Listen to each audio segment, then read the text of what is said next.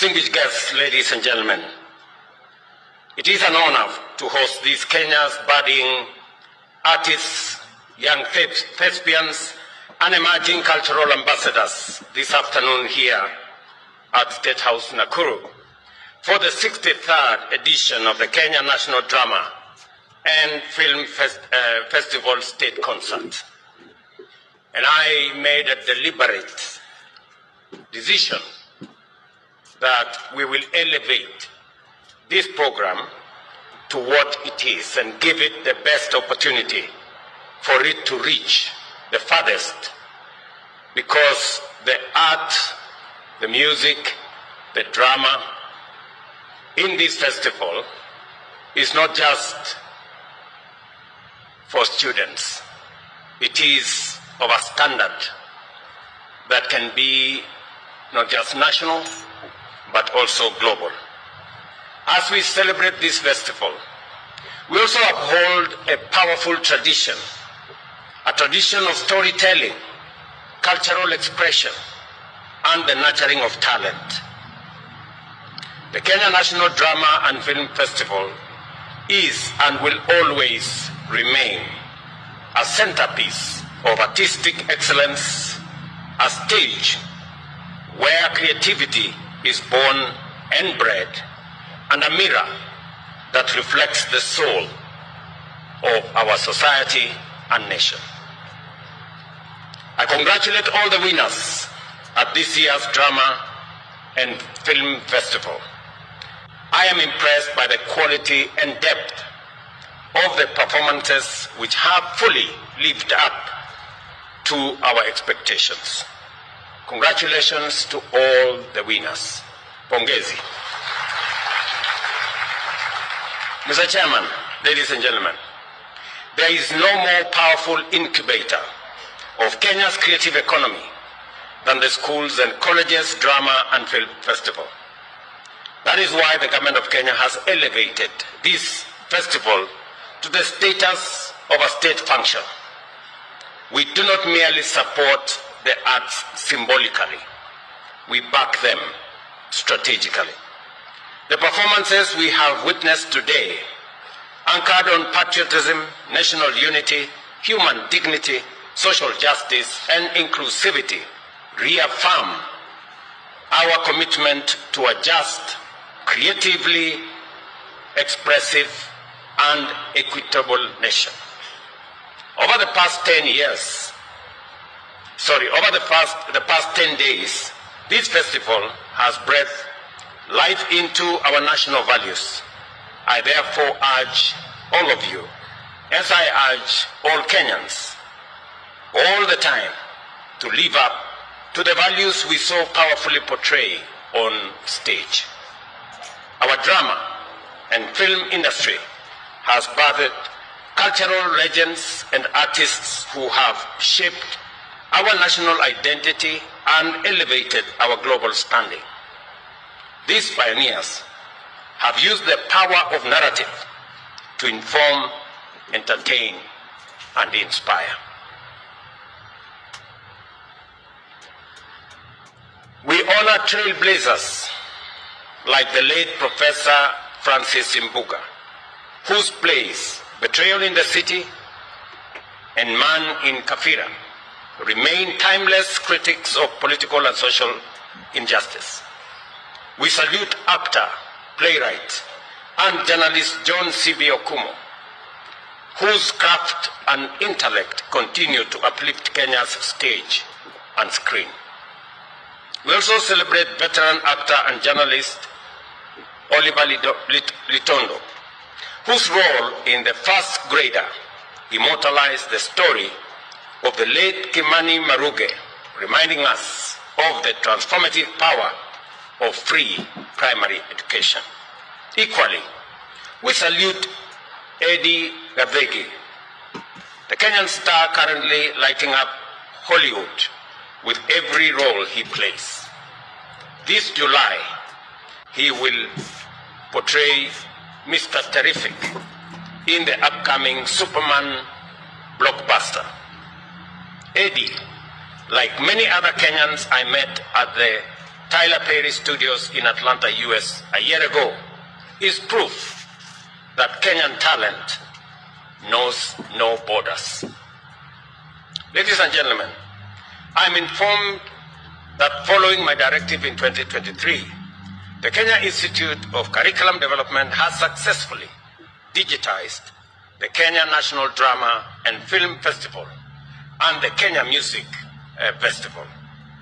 And I proudly watched this festival on YouTube. Thousands of hours of content are now accessible globally through digital platforms. Archival performances are being preserved and converted into modern formats for broader accessibility. This is how we preserve heritage, empower creators, and reach the world. However, more needs to be done to ensure that artists earn from their digitized content. As a government, we have strengthened our policy and institutional support for the creative industry. The Kenya Film Commission continues to play a vital role in promoting local talent, offering training, and facilitating international collaboration. We have restored the Kenya National Theatre and expanded investment in film hub, theatres, and cultural centres. Plans are underway to establish a Kenya National Film Studio to raise the quality and scale of local productions. And I agree with the chairman that our physical infrastructure that currently we are undertaking in our TVETs, universities, and KMTCs, that also has brought hostels into the ambit of the Ministry of Housing, that should equally be extended to studios for the creative industry. And I will want the minister responsible to work with his colleague at the Ministry of Housing so that we can actualize the request of the industry.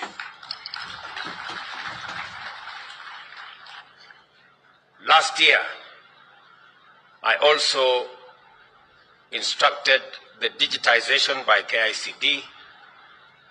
Today, we have these performances on YouTube.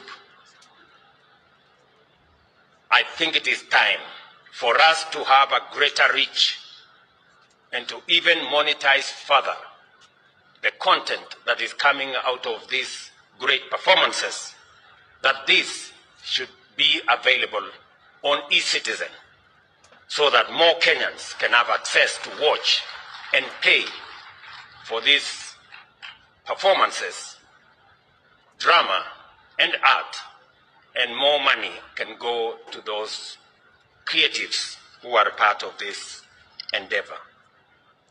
Recently, through the Kenya Theatre Awards, more than 8 million was awarded to outstanding creatives. This is demonstrable proof that the arts are not only about passion, but also about profit. Through the Talanta Hela initiative, we have awarded scholarships to festival winners. The first cohort, the stars from last year's performances, had their school fees fully paid. This initiative, championed by the Kenya Cultural Center, is a powerful tool for societal mobility and creative empowerment. The Ministry of Education and our partners continue to provide training and capacity building at national, regional, and county levels. The Kenya National Film School now offers courses in acting, production, and filmmaking, equipping young people with real industry skills. The competence-based curriculum has created clear pathways into the performing arts, and music, drama, and film are no longer side pursuits. They are viable careers going into the future. And when the people of Kenya asked me to straighten matters CBC, I did appoint a task force that informed us on what needed to be done, and it is the reason why CBC today is more on course than ever. And I have encouraged the Ministry of Education to continuously engage stakeholders so that we can get feedback, we can work with all stakeholders to improve, streamline, and work with all actors so that we can give the best education and offer the largest array of pathways to our children. Allow me, as I conclude, to commend all those who are involved, starting with the teachers of drama and art and music. Congratulations to all the teachers. I remember last year I did ask the Teachers Service Commission that promotions should also consider the men and women who put many hours, a lot of effort in training our children in the space of sports, art, and creatives. And I want to commend the Teacher Service Commission. Subsequent to my direction, 470, I am informed, teachers of art were promoted. And I want to encourage the Teacher Service Commission to continue to look at all the other spaces. Unfortunately, when some politicians heard that there were promotions of teachers because of arts, they also wanted to come and participate. I want to tell them it is only limited to teachers. The promotion is only limited to teachers. It doesn't go to politicians. Politicians tutakutana nao huko nje. Allow me, as I conclude, to commend our partners, the sports, arts, and social development funds, who have provided invaluable financial support for co-curriculum activities. Equity Bank's initiative for institutions and trainers have lifted morale and boosted excellence. The Kenya Universities and College Cultural Central Placement Service has used this platform to guide secondary school students on career pathways aligned with their skills and interests. The Communication Authority has educated us on online safety, while the Kenya Revenue Authority has used drama to sensitize citizens on tax responsibility. We are also grateful to Jubilee Life, Coca-Cola, and other sponsors who have supported this edition of the Drama and Film Festival. The arts has the power to unify, to heal, and to inspire. And I want to commit to the teaching fraternity in Kenya and to parents that our children, to the extent possible, the government of Kenya will facilitate all our children in all the spaces that are available in our education system, in academics, in sports, in the creative art, in music, and all the other areas, because we now realize that there are talents in all those spaces, and children should be given the best opportunity to choose, and we should assist them to choose the pathways that is in their interest. And therefore, my commitment as president And my instructions to the ministry is that our education system should support all our children pursue all the interests they have within the curriculum that we have, from academics, through sports, to arts, to music. That whole array, we should support all our children to achieve the best that they can. But I must say this as leader and parent, that equally as leaders, as parents, as teachers, we must also protect our children from pedophiles and drug peddlers and predators who want to corrupt our children. We must say no to people who want to corrupt our children with negative ethnicity and negative politics. We are a great nation, and there is more to celebrate as Kenyans than the negativity that some of us want to drive. We have more to celebrate as a nation, and that I will firmly stand by, to protect our children and to make sure that we have a nation.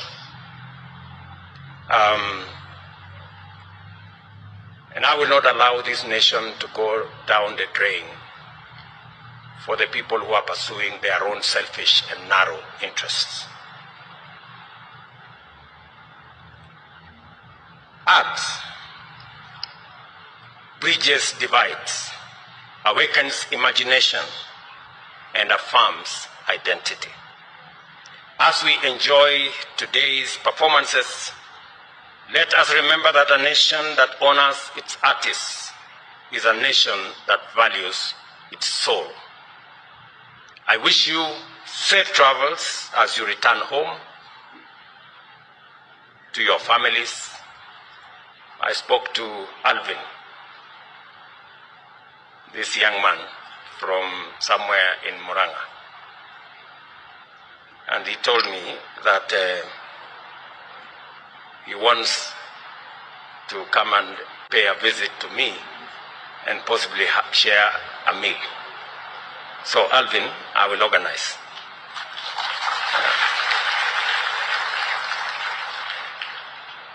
Enjoy the rest of your holidays, the students. Pass our regards to your parents, your siblings, and to all the schools you come from, all the colleges you come from. We wish you well.